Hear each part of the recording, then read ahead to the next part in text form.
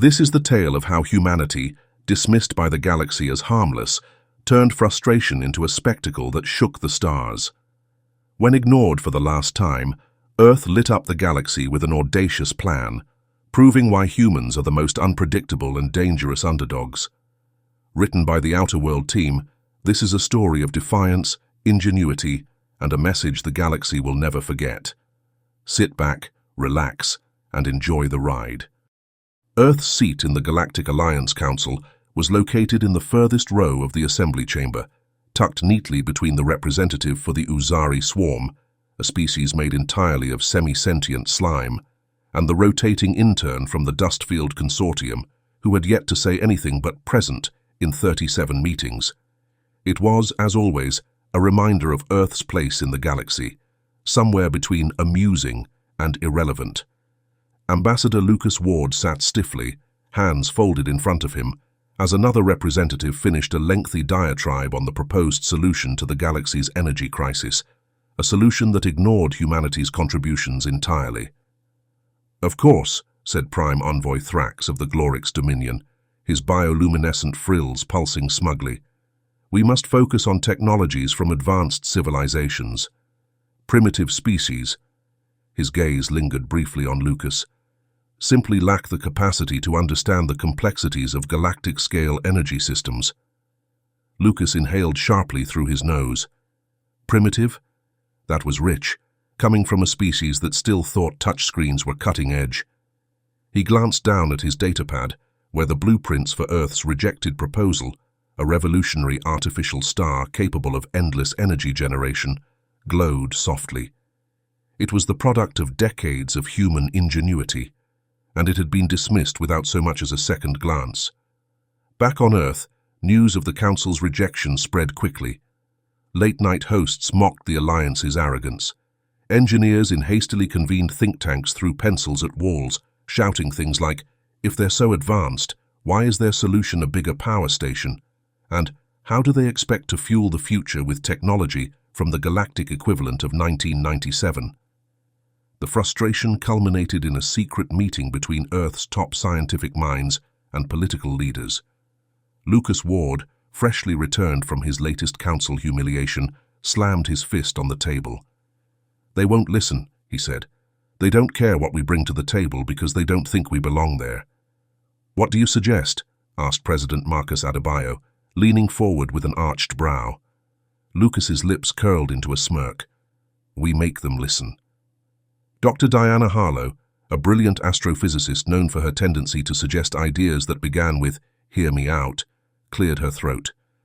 "What if we used the artificial star prototype not to power systems, but as a demonstration?" "Demonstration?" someone asked warily. Harlow grinned. "We take it into space, near one of their meetings, and we light it up." "You want to detonate a star?" a military advisor asked, his tone a mix of disbelief and intrigue. "Not just any star," Harlow said, pulling up the schematics on the room's central display. "A perfectly contained artificial star designed for maximum visual impact, minimal collateral damage, and one hell of a light show." The room fell silent as they studied the design. It was audacious, risky, and just unhinged enough to work. President Adebayo broke the silence. "You really think this will make them take us seriously?" "Oh," Lucas said with a wry smile, "they'll take us seriously." Earth's brightest minds mobilized. In a secret facility on the moon, construction began on the artificial star. Engineers worked around the clock, balancing the immense energy requirements with the need for absolute safety. The project quickly became a source of both fascination and fear among the team.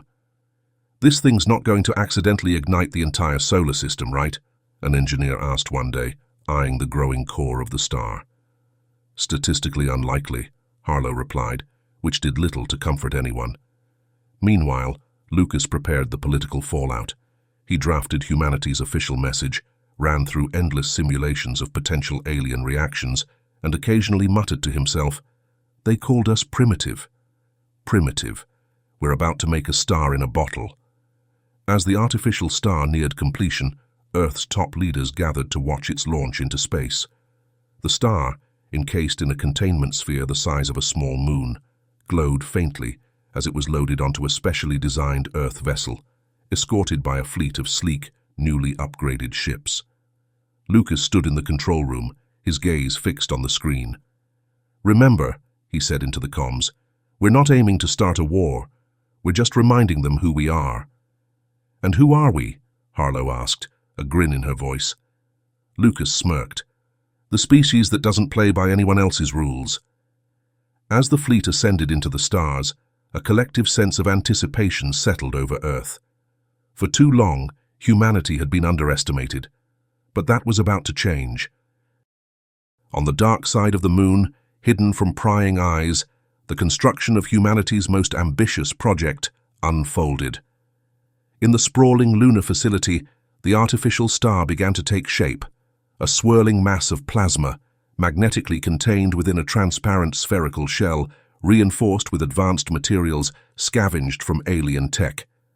The entire operation buzzed with energy and urgency. Dr. Diana Harlow stood in the control room, monitoring the star's core temperature.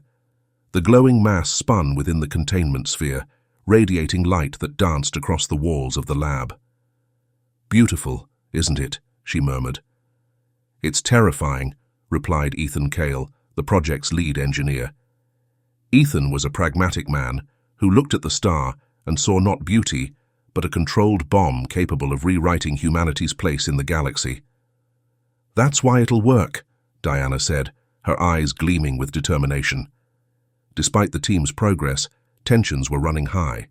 The artificial star was dangerously close to unstable, and debates over the scope of the demonstration threatened to delay the launch. "This thing could destroy half the fleet if it destabilizes," Ethan argued in a heated meeting. "We're not just playing with fire here, we're building the sun's angrier cousin. And if we do nothing, the galaxy will keep ignoring us," Lucas Ward countered. "We've been underestimated for centuries. This is our chance to prove we're not just another quaint backwater." President Marcus Adebayo, presiding over the discussion via hologram, raised a hand. "We proceed as planned, but I want every safety measure imaginable in place. No room for error." Diana smirked. "Error isn't in my vocabulary." Ethan muttered under his breath, "Neither is caution." As the artificial star neared completion, the fleet tasked with its escort began its final preparations. Humanity had poured its resources into retrofitting its ships for this mission. The lead vessel, Resolute Dawn, was a marvel of human engineering, its sleek lines bristling with experimental shielding and advanced propulsion systems. Lucas visited the Resolute's bridge, where Captain Vera Caldwell greeted him with a sharp salute. She was a no-nonsense leader, with a reputation for keeping her cool under pressure. "Ambassador," Caldwell said, "I trust you'll be joining us for the ride." "Wouldn't miss it," Lucas replied. "Besides, someone has to be there to deliver the message." "And if the galaxy doesn't listen?" Caldwell asked. Lucas smiled faintly. "Then we make sure they do." Word of humanity's strange activity had begun to trickle out, sparking rumors among the Galactic Alliance. Though no one knew the full scope of Project Solar Fury, whispers of a secret weapon spread through diplomatic channels, fueling suspicion and curiosity.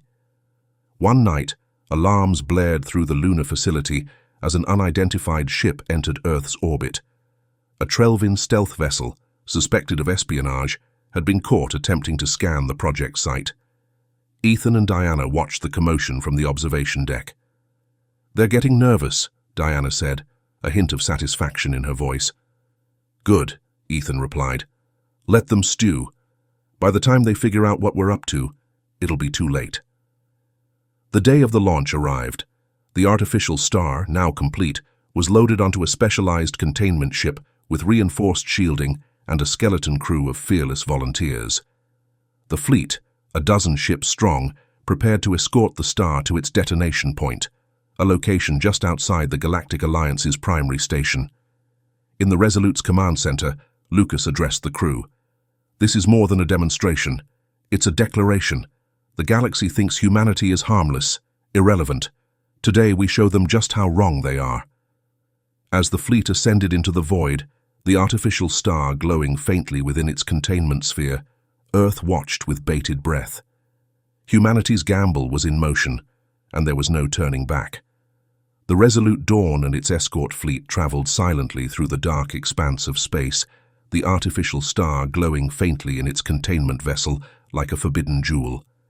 Despite the fleet's advanced stealth technology, every crew member aboard knew they were taking a monumental risk. On the bridge of the Resolute, Captain Vera Caldwell stood beside Ambassador Lucas Ward, her sharp eyes scanning the holographic navigation display. "We're approaching the drop zone," Caldwell said. "Right on schedule." Lucas nodded, though his gaze lingered on the containment ship displayed at the center of the fleet formation. "Let's hope this works." "It'll work," Caldwell replied firmly. "The question is, will they get the message?"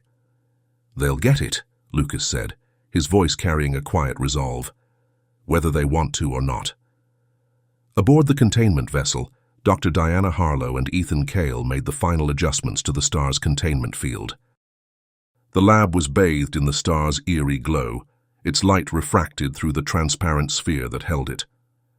"Containment holding steady," Diana announced, her fingers flying over the control panel. "Core temperature is stable." Ethan frowned at the readouts. "Stable doesn't mean safe. This thing is a controlled disaster waiting to happen." "That's the point," Diana replied with a smirk. "Controlled chaos is still chaos." Ethan shook his head. "You've got a weird way of looking at science." "And you've got a weird way of doubting me," Diana shot back. Despite the banter, both knew the stakes. One miscalculation, and the detonation could go from spectacular display to galactic catastrophe. At the Galactic Alliance's primary station, the council members gathered in the Grand Assembly Hall, an opulent chamber filled with representatives from dozens of species. The atmosphere was one of routine politicking, until an emergency alert blared across the room. "What is this?" demanded Prime Envoy Thrax, his bioluminescent frills pulsating with irritation. A holographic display materialized in the center of the chamber, showing the approaching human fleet. At its center was the containment ship, its glowing cargo unmistakable. "Humans," another envoy scoffed. "What are they doing here?" As the display zoomed in on the artificial star, the room fell silent. "That's impossible," Thrax muttered. "No primitive species could—" "Prime Envoy," interrupted an aide. "We're detecting energy readings consistent with a stellar core." The room erupted into chaos. Speculation and panic rippled through the council as the realization set in. Humanity had brought a star to their doorstep. As the fleet reached the designated coordinates, the containment vessel detached from the Resolute and drifted into position. Inside the control room, Diana and Ethan completed the final sequence, their faces illuminated by the star's growing intensity. "Detonation in T-minus 60 seconds, Diana said. She glanced at Ethan, her smirk softening. "It's been an honor." "Let's hope we live to remember it," Ethan replied. The containment vessel released the star, which hovered momentarily in the void before its core collapsed inward. For a brief moment, silence reigned. Then, the artificial star detonated. A supernova of light and energy erupted, illuminating the galaxy in a radiant display of human ingenuity and audacity. The shockwave rippled harmlessly through space, carefully calibrated to avoid collateral damage, but its sheer scale left no doubt about its power. From the Resolute's observation deck, Lucas and Captain Caldwell watched the explosion in awe. "They're going to be talking about this for centuries," Caldwell said quietly. "That's the idea," Lucas replied. As the light of the detonation faded, a transmission from the Resolute broadcasted across the galaxy. Lucas appeared on the screens of every Alliance station, his expression calm but firm. "To the Galactic Alliance," he began, "this is humanity's reminder that we are not to be ignored. We may be new to the stars, but we are not powerless.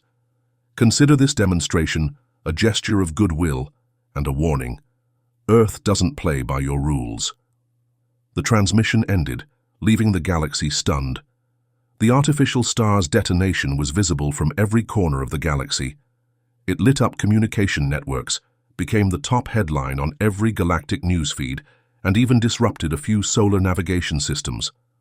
On planets thousands of light years away, people gazed up at their night skies, where the remnants of the explosion shimmered like a new constellation. Inside the Galactic Alliance's primary station, chaos erupted as council members scrambled to process what had just happened. "They detonated a star," Prime Envoy Thrax said, his voice barely a whisper. "A star." "This cannot stand," another envoy barked, his many eyes blinking in rapid succession. "No primitive species should possess such power." "They are far from primitive," corrected an avian representative, her tone edged with unease. This demonstration was calculated. Thrax sank into his seat, his bioluminescent frills dimming. "What do they want?" As the dust, or rather the stardust, settled, alien governments across the galaxy convened emergency meetings to discuss humanity's audacious display. Speculation ran rampant. Was this a declaration of war, a flex of newfound power, or simply a cry for attention? On a mining colony in the Draxor system, two Zivaxian workers stared at the newsfeed playing in their break room. "Humans did that?" one asked, his voice quivering. "They blew up a star?" The other nodded slowly. "I always knew they were weird. Who looks at a sun and thinks, 'I can make that'?" Back on Earth, the mood was celebratory, but subdued. Humanity had taken a gamble, and the detonation had gone perfectly. Still, the repercussions were yet to unfold. In the Earth Council chamber, President Marcus Adebayo addressed a room of tense officials and scientists. "We've sent our message," he said. "Now we wait." "What if they retaliate?" someone asked. "They won't," Ambassador Lucas Ward replied confidently. "They're too busy trying to figure out how we pulled this off." Dr. Diana Harlow leaned back in her chair, a satisfied grin on her face. "Let them try. Half of them still think fusion is a myth." Ethan Cale crossed his arms, his expression skeptical. "I hope you're right, but we just put a big target on Earth's back." Marcus nodded solemnly. "Perhaps, but for the first time, it's a target they'll think twice about hitting." The Galactic Alliance Council reconvened in emergency session, with humanity's message playing on a loop in the background. The council chamber buzzed with heated arguments. "They could destabilize the entire galactic order," shouted one representative. "Or they could be a valuable ally," countered another. "If they can create a star, imagine what else they're capable of." Thrax slammed his gavel, demanding silence. "We must determine our next course of action. Do we punish them, or do we engage?" The debate raged on, but one thing was clear. Humanity was no longer the overlooked newcomer. Aboard the Resolute Dawn, Lucas Ward prepared a follow-up transmission. The ship's observation deck offered a stunning view of the remnants of the artificial star, a glowing reminder of humanity's power. "Are you sure about this?" Captain Vera Caldwell asked, standing beside him. Lucas nodded. "If we want them to take us seriously, we have to show strength and diplomacy." He activated the comms and began recording. "To the Galactic Alliance, Earth is open to collaboration. We seek peace, cooperation, and mutual progress. But let this serve as a reminder. We will not be ignored. Humanity is here to stay." Days later, the Galactic Alliance released an official statement acknowledging Earth's technological prowess and inviting humanity to participate in advanced diplomatic and scientific initiatives. "They're scared of us," Diana said, reading the statement on her datapad. Lucas chuckled. "Good. Fear is a good start." "And what's next?" Ethan asked, his arms crossed. Lucas looked out at the stars, a faint smile on his lips. "Now, we show them what else humanity can do." The Galactic Alliance's official statement quickly became the most analyzed document in interstellar history. The words were carefully chosen, acknowledging humanity's innovative contributions without admitting fear, inviting Earth into new discussions while avoiding outright apologies. The message was clear. Humanity had risen from quaint backwater to species to watch. Back on Earth, celebrations erupted. The news of humanity's sudden prominence filled every channel, and memes about Earth's new neighborhood watch spread faster than light. "Have you noticed they're treating us differently?" Lucas Ward asked as he walked through the Alliance's grand station. Alien dignitaries who once ignored him now stopped to nod or exchange pleasantries. "It's the star," Diana Harlow replied, grinning. "Nothing says respect us like creating and detonating your own sun." Ethan Cale, trailing behind, rolled his eyes, "or terrifying them into compliance." "Details," Diana said, waving him off. Across the galaxy, rumors of humanity's capabilities grew. Some species whispered that Earth had other secret projects, planet-destroying weapons, fleets of cloaked ships, or even time-manipulating technology. Others began rethinking their own strategies, with some governments initiating reforms to keep pace with human ingenuity. On a distant mining colony, a Zervaxian foreman issued a new directive. Effective immediately, no more pranking humans, and stop stealing their cows. In the Earth Council chamber, President Marcus Adebayo addressed the gathered officials and scientists. The room was abuzz with a mix of triumph and caution. "We've achieved what we set out to do," Adebayo began. "The galaxy knows who we are, but with respect comes responsibility. We've proven our strength, now we must prove our character." Lucas Ward nodded in agreement. "They're watching us now. Every move we make will set the tone for our place in the galaxy." "Good," Diana Harlow said. "Let them watch. We've got more surprises up our sleeves." Ethan crossed his arms. "As long as none of those surprises involve more stars, I'm fine with that."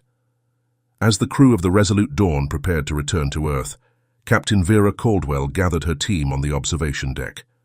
The remnants of the artificial star still glowed faintly in the distance, a testament to humanity's audacity.